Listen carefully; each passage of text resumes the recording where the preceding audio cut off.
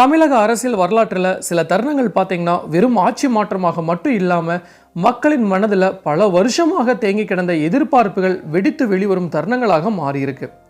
2026 தேர்தலும் அது போன்ற ஒரு திருப்பு முனைனே சொல்லலாங்க.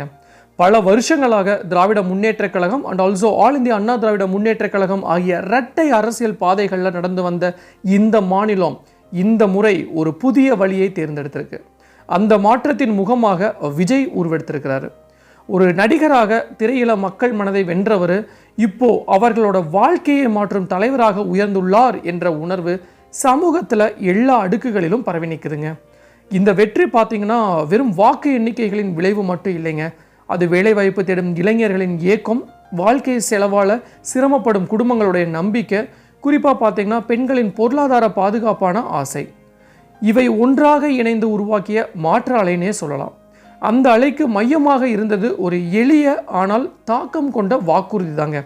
ஸோ பெண்களுக்கு மாதம் ரூபாய் 2500 வழங்கும் திட்டம் இன்று மக்கள் எதிர்பார்ப்பு ஒரு விஷயத்தில் மட்டும் நின்று கொண்டிருக்குது.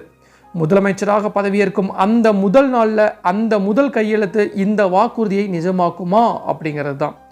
ஏன்னா அந்த ஒரு கையெழுத்து இந்த அரசு யாருக்காக உருவானது என்பதற்கான மிகப்பெரிய பதிலாகவே மாறப்போகுதுங்க. ஸோ இன்றைக்கி நாம் இந்த வீடியோவில் முதலமைச்சராக நாளை மறுநாள் பொறுப்பேற்கும் நம்ம டிவிகே தலைவர் விஜய் அவர்கள் கையெழுத்திடக்கூடிய முதல் கையெழுத்து மகளிருக்கு 2500 ரூபாய் தான் அப்படின்ட்டு நமக்கு ஒரு அதிகாரப்பூர்வ அஃபிஷியலான இன்ஃபர்மேஷன் கிடச்சிருக்கு. ஸோ அதோட முழு விவரத்தை நாம் இன்றைக்கி பார்க்க போகிறோம். யார் யாரெல்லாம் எலிஜிபிள், அனைத்து பெண்களுக்கும் கிடைக்குமா, இல்லை ஏதாச்சும் ஒரு ரெஸ்ட்ரிக்ஷன் இருக்குமா போன்ற பல தகவலை தான் நாம் இன்றைக்கி நம்ம வீடியோவில் பார்க்க போகிறோம்.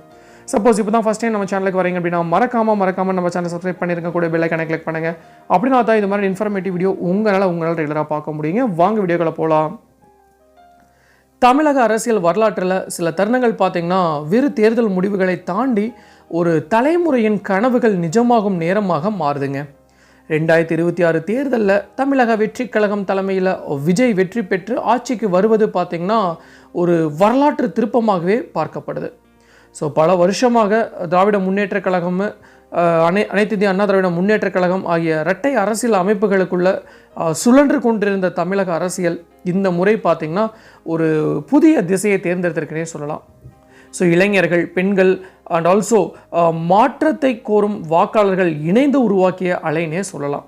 ஸோ டிவிகேவை ஆட்சியின் உச்சிக்கு கொண்டு சென்றிருக்கு. இந்த வெற்றி பார்த்திங்கன்னா ஒரு நாளில் உருவானதெல்லாம் கிடையாதுங்க.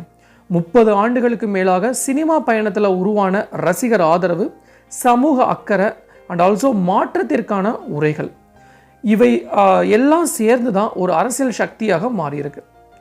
கட்சியை ஆரம்பித்த ஆரம்ப காலத்தில் பல பேர் இதை ஒரு செலிபிரிட்டி பாலிடிக்ஸ் என்று புறக்கணித்தாலும் தரை மட்டத்தில் நடந்த வேலை, இளைஞர்களின் இணைப்பு அண்ட் ஆல்சோ சமூக ஊடகங்களுடைய தாக்கம், இவை சேர்ந்து தான் டிவிகேவை ஒரு மாஸ் பொலிட்டிக்கல் மூமெண்ட்டாக மாற்றியிருக்கு. 2026 தேர்தல் முடிவுகள் பார்த்தீங்கன்னா இதை உறுதிப்படுத்தியிருக்கு. பெரும்பான்மையை நெருங்கிய எண்ணிக்கையுடன் இல்லைனா கூட்டணி ஆதரவுடன் ஆட்சி அமைக்க முடிந்தது அப்படிங்கிறது மக்கள் மனதில் ஏற்பட்ட மாற்றத்தை வெளிப்படுத்துதுன்னே சொல்லலாம்.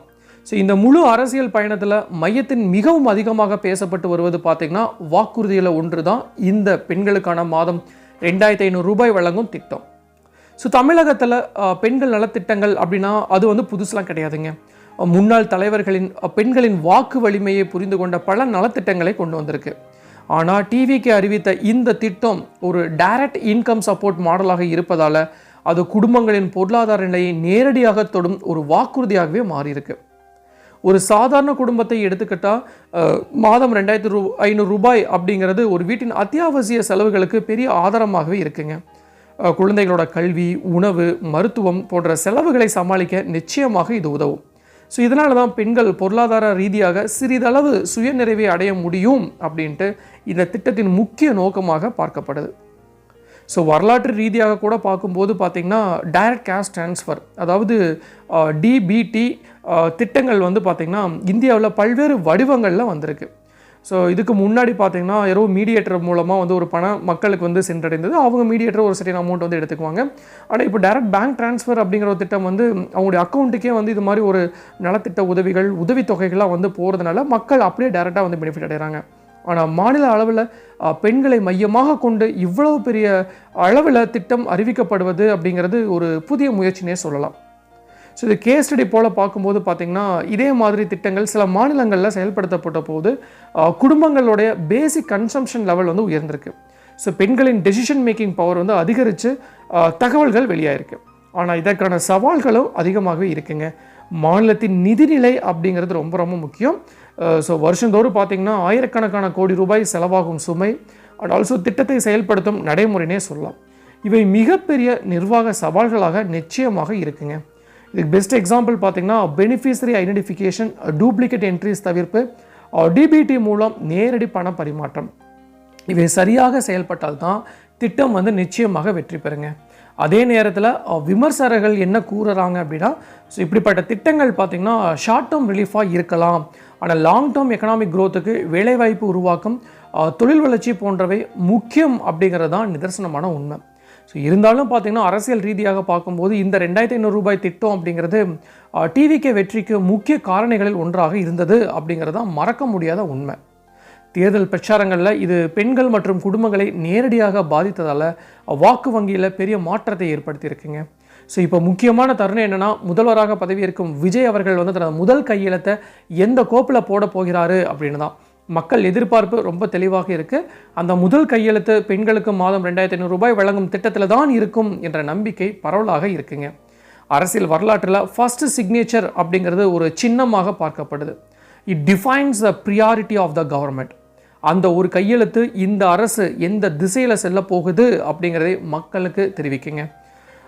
ஸோ இந்த வெற்றி வந்து பார்த்திங்கன்னா ஒரு மனிதனின் வெற்றி அல்ல, அது ஒரு தலைமுறையின் மாற்றத்திற்கான தீர்மானம்.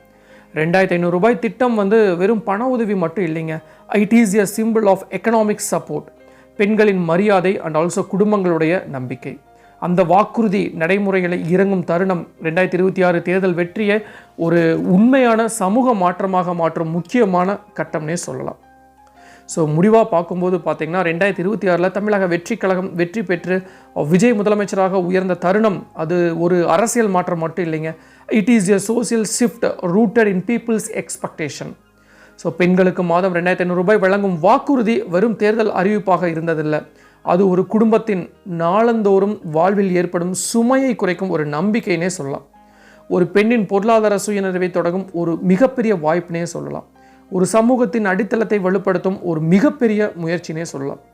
அந்த திட்டத்தில் போடப்படும் முதல் கையெழுத்து இந்த அரசு யாரின் பக்கம் நிற்கிறது என்பதை காட்டும் அடையாளமாக மாறுங்க.